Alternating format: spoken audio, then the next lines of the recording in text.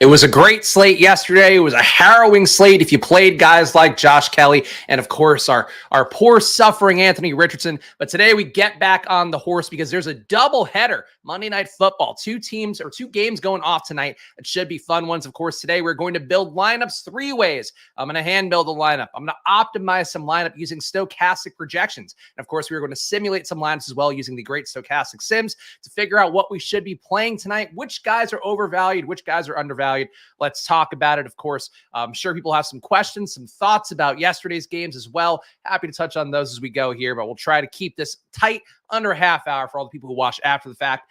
Two games again tonight. New Orleans, 21.3 implied points, as you can see scrolling across on the banner down below. Carolina, 18.3 implied points. Things that jump out for this matchup to me. And week one, it does feel like Carolina gave up a lot of production to the slot as well as the tight end. Those are two spots where we could see New Orleans attack today. In particular, Chris Olave, who was on the thumbnail. He got 8 targets out of the slot, 0.5 EPA per target. He could be a guy that could have a ceiling game here today on this doubleheader.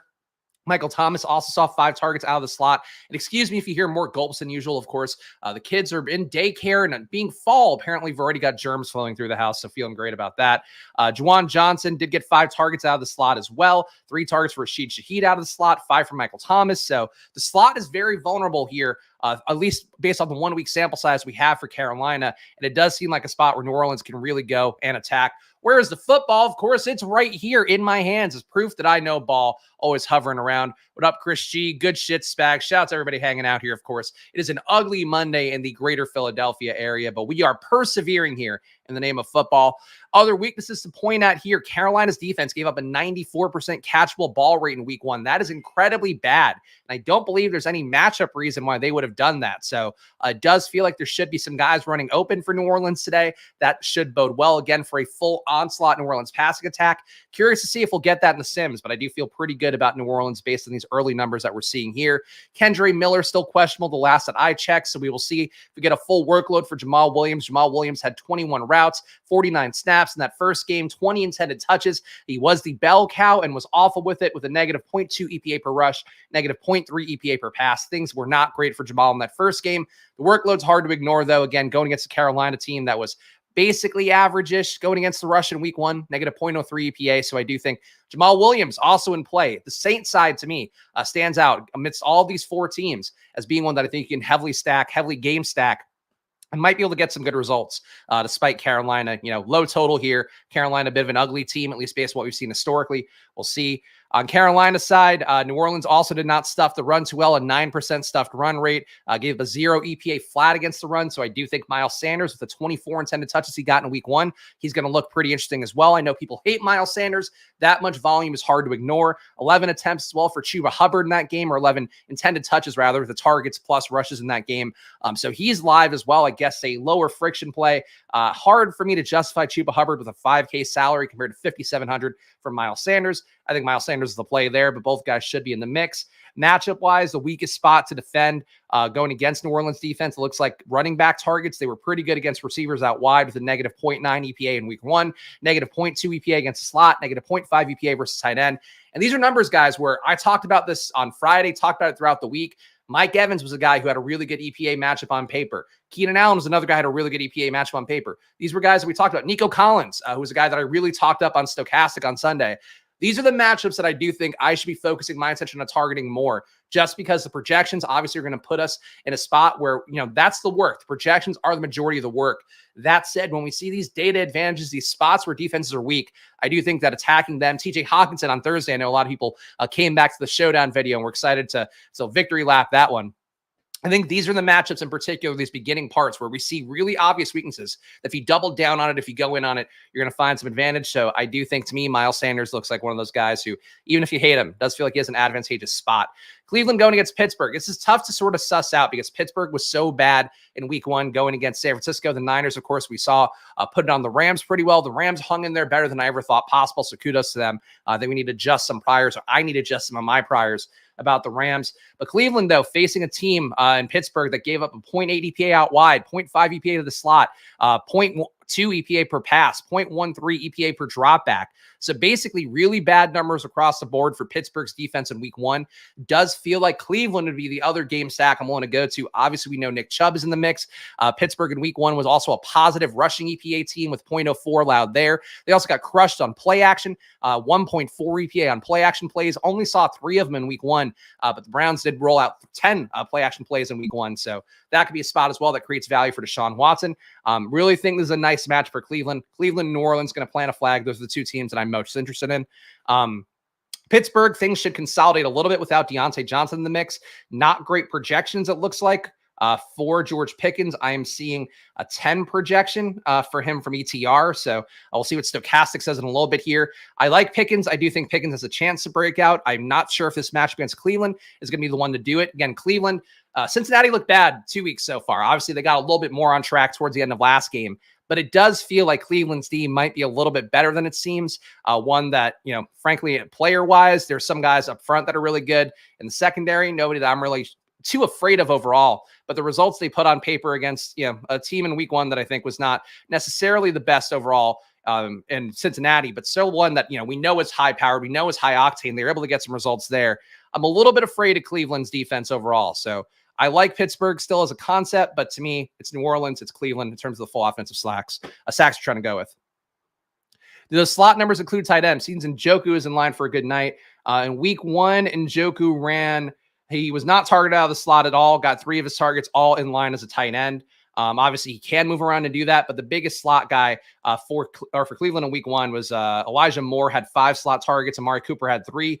Cooper's status also important to watch because I think he's currently questionable. If he's in, obviously, it's going to change the target share quite a bit. If he's out, which I think is looking like it's a more likely outcome given that it was a late practice injury that Cooper got, Elijah Moore should get more work. Donovan Peoples-Jones should get more work, and David Njoku, I guess, could be moved around a bit more. But Elijah Moore, I think, is the benefit in terms of volume, and Peoples-Jones probably the benefit in terms of just getting more high-quality targets out wide. Let's see. GM, shout out our guy, John Warner, of course, the Badge Bros doing great stuff as well. Good to have me back on Stochastic. I appreciate that. Very much have a good time doing that show with Lafayette and Ben. And next week, I get to do Live Before Lock, which to be real, I hate, but but we'll do it. We'll have some fun, hopefully, doing that one. Then that'll be back to Deeper Dive the week after that. But let's build this lineup now. So we talked about all the matchup stuff. Obviously, a 2-gamer had to dig a little bit more into it. And let's build it this way. And I do think, Watson stands out because of the rushing upside. I think that looks pretty good. Pittsburgh also 0.01 EPA allowed per QB rush, which is basically average. QB rushes tend to be higher expected points added kind of spots. I think it's Watson or Carr. Carr's a little bit cheaper. Watson has more rushing upside. Got to think. I think Carr will be less owned. So I'm actually going to start out with Carr. As I mentioned, Chris Olave to me also seems like a player that's in a smash spot. I think he's up in this year, the setup, New Orleans with being a vertical passing team and seemingly being really committed to it, where in terms of week one, they were the second highest volume deep passing team besides Miami. I think it bodes well for Chris Olave having the upside, tapping into it a little bit more. So Chris Olave to me seems like a player that I think I'm going to build around for this first lineup here. Of course, my hand-built one, and we did cash the one on Friday despite Jared Goff being kind of mid. So we're doing okay here. Cooper's still listed as unlikely. Like I said yesterday that he was out. Yeah, I think he's still questionable right now, unless there's some update here. I'm hopping in again. I got a sore throat, had to do some work stuff in the morning, so I haven't seen any updates personally yet. But keep an eye on it. I think he's closer to being out, and he's not in the projections right now. So I think ETR and Osmo, or Stochastic rather, also assuming that he's going to be out. Other players here. So I do want to double stack here. This slate in particular, I think you got to be willing to go to triple stacks. You got to be willing to go to doubles.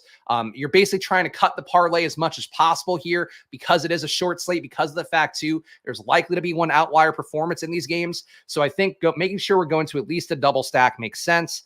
Shaheed's going to be the big play guy. Carolina only had a 2% deep ball rate allowed. Of course, throws of 20 plus yards, but did give up a 2.1 EPA on it. Man, you could talk me into playing all 3 Saints receivers, and I don't think it'd be that crazy. I'm going to put Shaheed in. I think Shaheed's a nice deep target here. Michael Thomas's price point is not that bad either at $5,500. Shaheed, though, a little bit cheaper. I think certainly a big play threat always for a boom bust kind of play. I think this is going to be good. A little late here. Is AR going to survive? I mean, he has to learn to take hits better, but I don't think he was actually concussed yesterday. He actually asked for the doctors, and basically when you ask for the doctors and there's any sign of a concussion, you now can't come back into the game rather because of the rules they changed last year. So I'm not sweating it, but I am wearing, of course, the jersey because we are AR strong here. We support our boy in all situations. Jamal Williams, I think, can go in this build as well. Red zone pass rate looking pretty good going against Carolina, 0.99 EPA, but also the red zone rush rate, 0.4 EPA per red zone rush. We did see 3 red zone rushes for Jamal Williams in week 1. I do assume that Kendre Miller, if he plays, is going to be limited at best. I don't think this is the full rollout week for him, so I think we can go Jamal Williams here, make it a QB +3, and I guess fade Michael Thomas. Though, for what it's worth, I have no issue swapping in Michael Thomas for Shaheed. I guess if you want to get lower owned, you could swap in Michael Thomas for Olave. But overall, do you think that this is a spot where I'm willing to go to the QB +3 for New Orleans? We are all AR strong. We have to support our boy more than ever. Now we've seen a glimpse. I really think that would have been a 40 fantasy point day from yesterday. So a little bit tilting for my best ball shares. I'm back down after having a 40% advance rate on both DraftKings and Underdog in week 1. Currently at like a 17% on both. So still at average, but that's the swings of best ball. I know people are sending me best ball screenshots and like, oh, I'm whatever here. Like, try not to worry about it. I know we're talking about it more this year. Pete has limited, my podcast partner, Pete Overzet, has limited, of course, the rules that the FBI put in place about best ball, but don't get too excited about it yet. I think good teams be excited about, but overall, just like, don't read too much into it at this point of the year. All right. Other players we can look at here. We got to bring somebody back from Carolina. I talked about it. I think Miles Sanders is a really good play. I know people have been really down on him historically, but in this spot as well, 2 running backs in the same game, a little bit less of a faux pas. Let's take out Jamal Williams for now. Maybe we'll go back to him, but I think Miles Sanders, to me, he is the guy. If I look at Carolina's side, I think that's where the production is going to be easiest for it to go through. I do know also, I was looking at the probably data before this as well, before starting this video. Bryce Young has a 61% chance of throwing a touchdown today, or over 0.5 touchdowns. So it does feel like there's a pretty good shot he's going to throw into somebody. Could it be Hayden Hurst again, who he kind of used as a safety blanket? Maybe. Could it be Thielen? I think DJ Chark is supposed to be back in this week, so that probably hurts Harris Marshall. I feel the most confidence in Miles Sanders, where I don't think Bryce is going to be slinging it around out there necessarily. He did have 42 dropbacks in that first game, but really did not do a whole lot with all of them. 5.6 intended air yards per attempt. Kind of screams like RB dump-offs are going to be on the menu here for him. So I think Miles looks really good on the Carolina side. What are we going to get from Cleveland? Good matchup going against Pittsburgh on the ground. It looks like, based on what they put on as a 1-week sample here, Nick Chubb could theoretically be a part that opens up the play action as well as benefits a little bit from the threat of it. So I think that Nick Chubb has got to be the player here from Cleveland. I am not a Najee guy. I'm a little bit worried about Jalen Warren's usage. So we're going to pay up for Nick Chubb here, try to get some secure production, and try to tackle Cleveland's points coming from not Deshaun Watson, even though I think Deshaun is as live as anybody. Again, it's going to be New Orleans stacks. It's going to be Cleveland stacks. Those are the ones that look the best to me in terms of a hand build. Let's put in Elijah Moore. I think Elijah Moore benefits if Amari Cooper's out. He got a lot of targets, got some carries in that first game. I think that bodes pretty well for Elijah Moore. 7 targets overall between playing out wide in the slot. Those are 2 weakest spots to attack on Pittsburgh based on what we've seen so far. And again, Pittsburgh played the Niners. They know how to attack. Does Cleveland know quite as well? We'll see. Deshaun did not look great in week 1, but I think did have some upside overall, especially running the ball, which is what makes me fear not playing Deshaun as my QB. Who can we get from Pittsburgh? I mean, Pickens is going to be the obvious one, $5,400 price tag. He looks pretty good. Allen Robinson does feel like he's maybe more live to soak up some of those Deontay Johnson targets. We do have Calvin Austin also potentially in the mix, picking up some targets as well. I like Pickens, obviously. I do worry about this matchup. Cleveland defended the deep ball pretty well with a negative 0.9 EPA per throw of 20-plus yards in week 1. I do think Pickens' game comes down to, if he's playing Tennessee, if he's playing a team that can't defend downfield, Pickens is going to beast you. Pickens is absolutely going to eat in those kind of games. In this spot, I don't know that it's him. It's really where it's going to be for him. So I'm actually going to go to Allen Robinson. This is gross. I know. Got to save some money here. Allen Robinson, I think, makes sense. Our defense, I think I got to go Browns defense. I don't have a lot of faith in the Steelers going against good defense. I think they're going to have good games against teams they can beat up on. Kenny Pickett, for what it's worth, did have some positives, did have a 67% catchable ball rate, which is actually pretty good. But Cleveland, negative EPAs, everything. They didn't even allow anything to happen in the red zone in week 1. Obviously, Cincinnati was completely adrift. But I do think this is a spot for me where, yeah, I'm going to go Browns D for now. Then I think, I guess Njoku. So am I going to take another? I don't want to take Freiermuth and have a double of Pittsburgh going against the Browns D. All right. Let's go Njoku here. Stick with Browns D. Can we upgrade this? We can't quite upgrade this to Jamal Williams, which I would like, actually. What if we swap down off Njoku? We already have the pass catcher for Cleveland. Now we don't have one for Pittsburgh. I think this is it. Final team.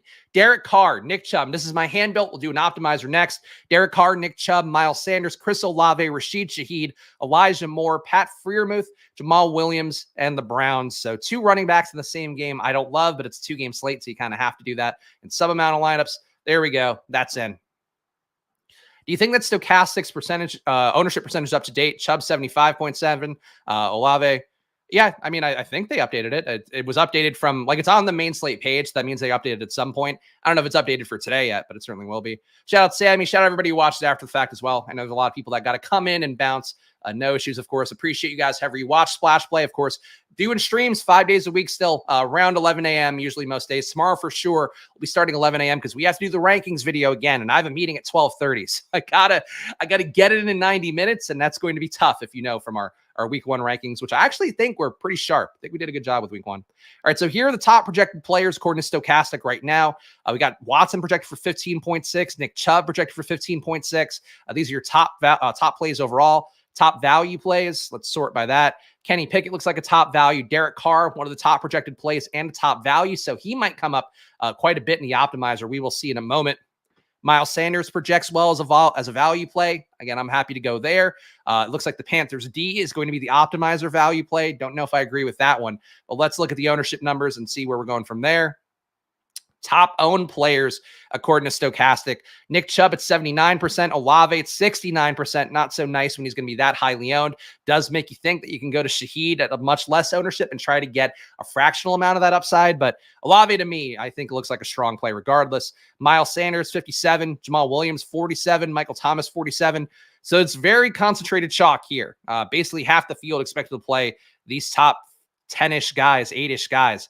So you got to get unique, have to probably get at least one of these guys mixed in, under 10% owned, at least under 20. Allen Robinson, Calvin Austin. I think these are guys you have to kind of put into some amount of lineups, try to decrease the ownership product. And if you really want to thread a tiny needle here, no pun intended for little Bryce Young. Bryce Young stacks, I think, would be the one. It doesn't look good on paper, but just the low ownership on Bryce Young stacks. Again, it's not hearkening back to week 1, but the Rams were a team where if you double stack the Rams in week 1, even on the afternoon slate yesterday, the Rams were still kind of under owned because of the matchup against the Niners. Just double stacking, triple stacking a QB that nobody's going to be on. That is one way to get yourself really unique on these large field tournaments where everything is going to be figured out. Everything is going to be guessed. People are going to have 150 lineups trying to tackle every possible opportunity. The one they might not tackle quite as much as a Bryce Young double or triple. So not advocating for it, but I think it is something to consider playing, especially if you're playing a good amount of entries. All right, let's upload the projections here, and let's see what we get from the optimizer. And of course, the last part will be the Sims to close us out here. Uploaded projections. The cat's walking around behind me. The cat's meowing. She wants camera time. And I say, no, cat. We're too focused. We're in the zone here. All right, 25 lineups made. So we are seeing a lot of stacks here. 6-player stacks coming up. Some amount here for Cleveland and New Orleans. So it does feel like these are going to be the stackiest teams. Yeah, Cleveland, New Orleans, the ones that look the best are going to be the stackiest teams here. So we have here. Let's see if she wants to come over. No, she's just meowing. Good stuff. Good job, Nilla. Nilla, an 18-year-old cat. You don't see many 18-year-old cats on stream. Now you've seen one today. Almost 19, actually, in November. So yeah, Cleveland and New Orleans stacks are going to be well represented based on this optimizer run. We'll see what the Sims say. Again, you'll note Carolina stacks barely coming up. Even Pittsburgh stacks, though, coming up a little bit. So it does feel like game stacks overall coming up an okay amount relative to all the stuff. The ownership, though, is going to be 100% Chris Olave based on purely projections. Nick Chubb coming in 90% of these lineups almost. Miles Sanders. So Chubb and Sanders looking frequent. Not seeing... The flex seems like it's more running back heavy than usual, but we're getting running back, tight end, wide receiver, so nothing too crazy there. It does feel like not a lot of Carolina guys in the flex, so maybe that's one thing to try to isolate to get different. The team stacks just offers less value for a 2-game slate than it does for the showdown ones. But again, running backs in the flex a lot, so maybe being a little more willing to go to a wide receiver who's not Elijah Moore in the flex. could be one way to get different. Tight end usage, pretty heavy Juwan, but this is an okay split overall projection wise.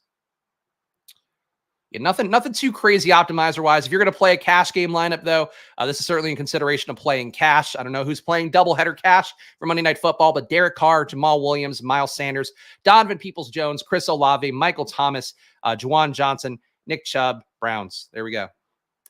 Give that cat some nip. We don't do much catnip around here. She's not like crazy about it, so that's never been a thing for us. How you doing? Okay, we talked about BBM4 before, and a shout out to KG, of course, who's trying to do his own stream stuff too.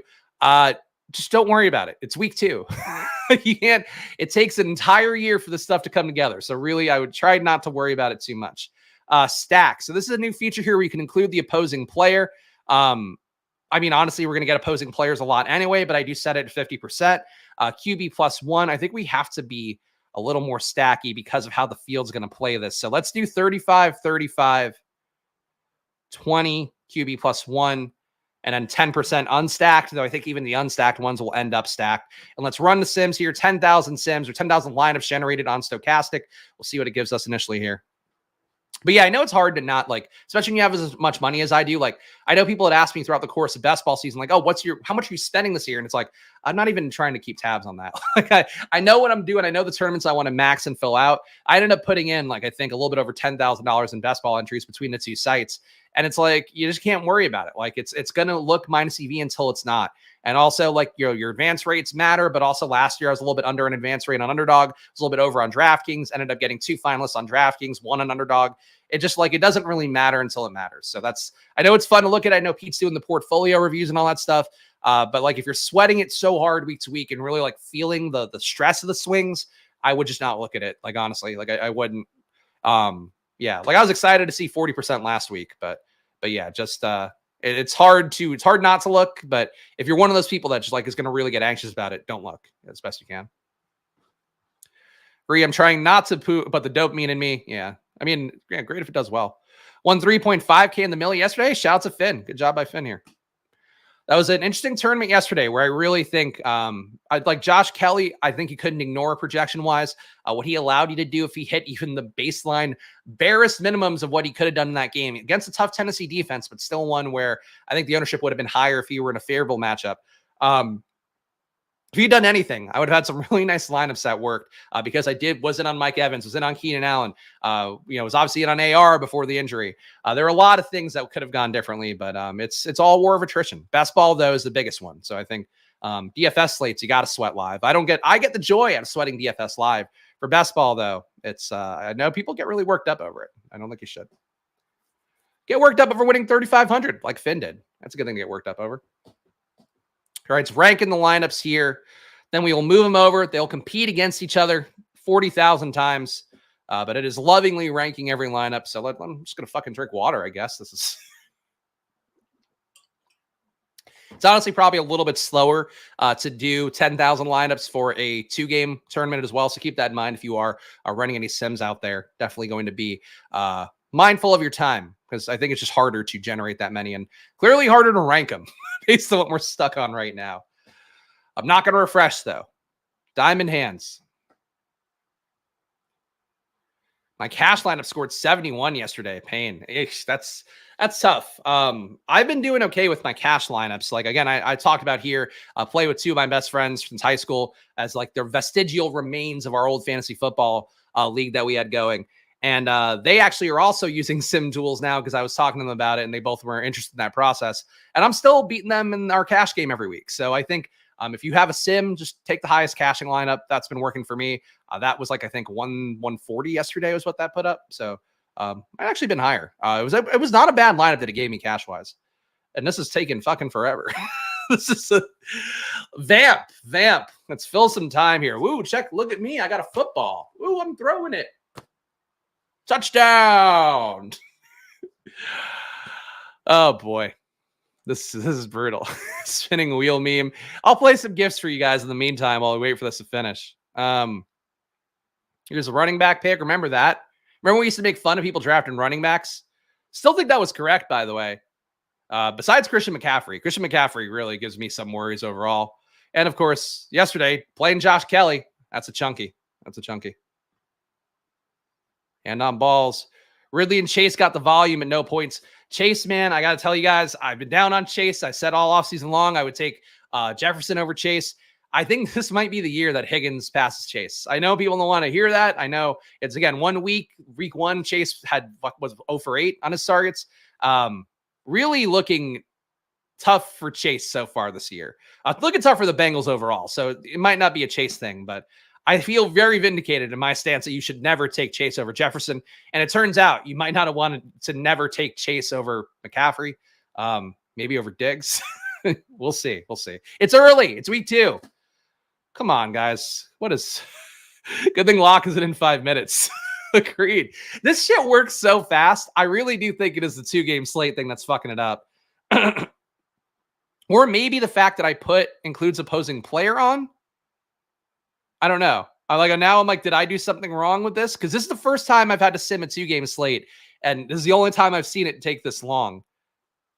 But it's ranking them. It says it's ranking them. I got to trust it, right? I don't want to start it over. I don't want to give you guys blue balls and not tell you what the sims are saying. Nude egg. We are getting a nude egg fully. Where's the nude egg? When you want to sim some lineups and it's 2-game slate, that's what you get. Fuck.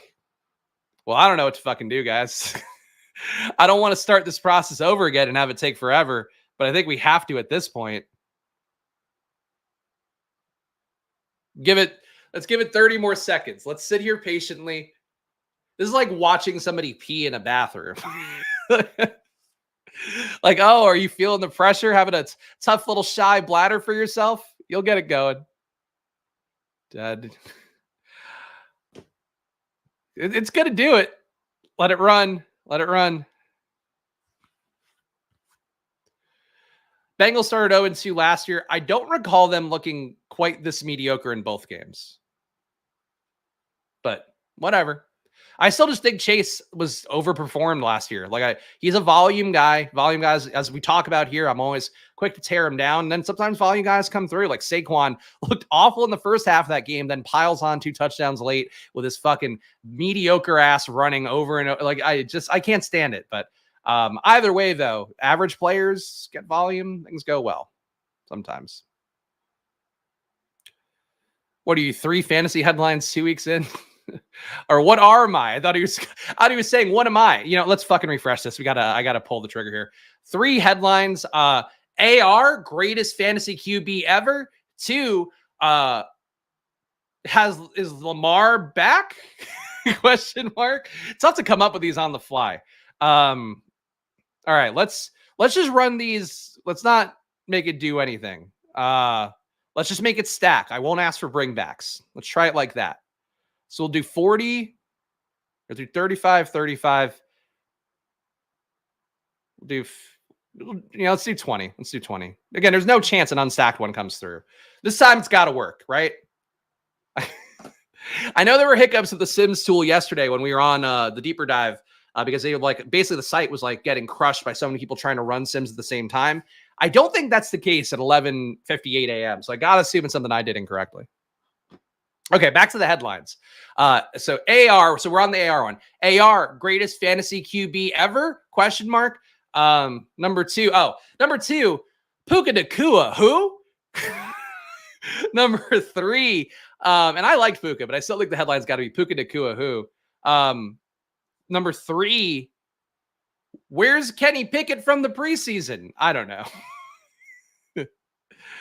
Kyron late news yeah, that was tough, man. Cam Akers. I hope you guys didn't draft a lot of Cam Akers. I know I ended up with him in some lineups because of when he would fall as a potential 0 RB guy.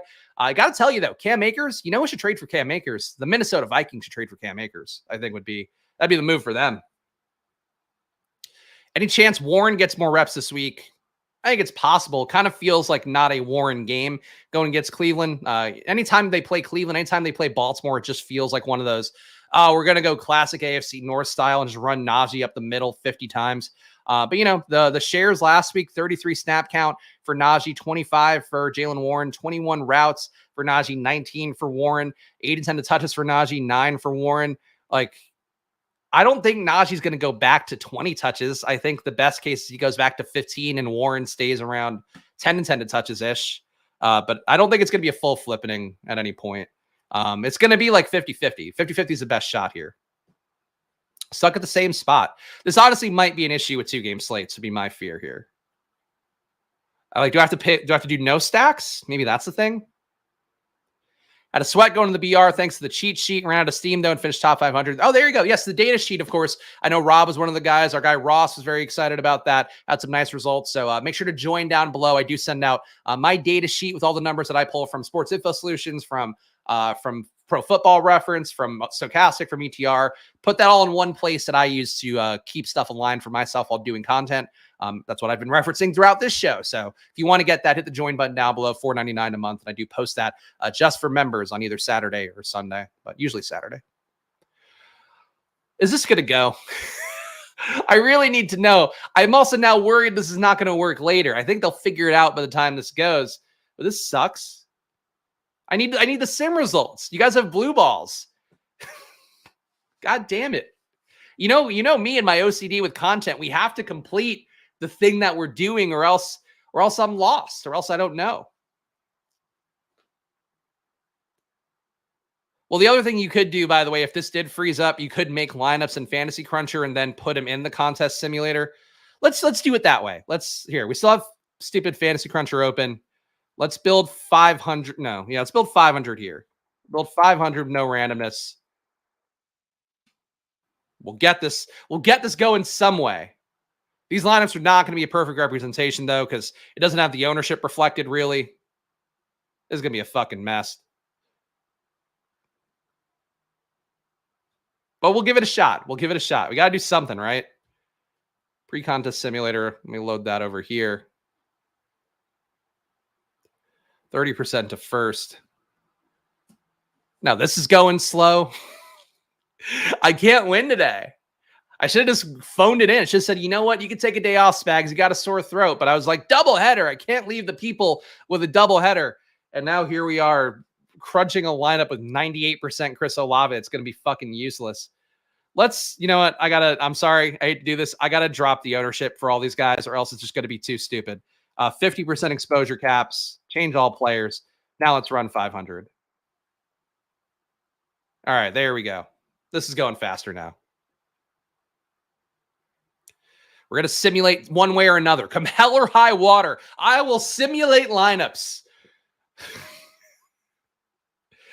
I hope that you guys really appreciate how obsessive I am about things like this, where a lesser host, I think, would just throw their hands up and go, no sims today. Whereas I say, how can we find sims? And we will try our best. Of course, I'm sure this will somehow not work correctly still. We'll figure it out. Running sims with no stacks and it worked. Well, fuck me. All right. Let's do that then. Let's do that. 10,000. Not put any stacks in. Generate lineups. Is historical anomalies correct? Can we solve our sim dilemma?